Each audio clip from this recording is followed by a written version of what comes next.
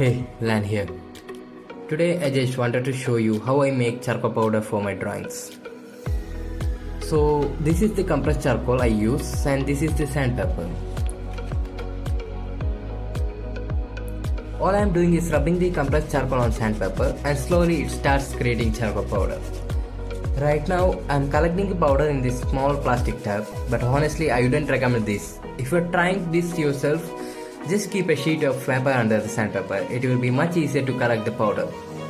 And one more thing, after rubbing the charcoal, you will notice that a lot of powder stays stuck on the sandpaper.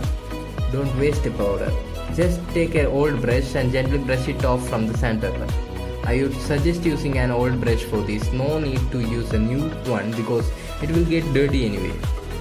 Once I collect everything, I store the charcoal powder in a small container so I can use it later for a shading and blending. And yeah, this process can get a little messy. Your hands will get covered in the charcoal powder. So if you don't like getting your hand dirty, you can wear gloves. But personally, I enjoy this part. For me, getting charcoal on my hand is a part of the process, and that's how I make my own charcoal powder for shading and blending. Thank you.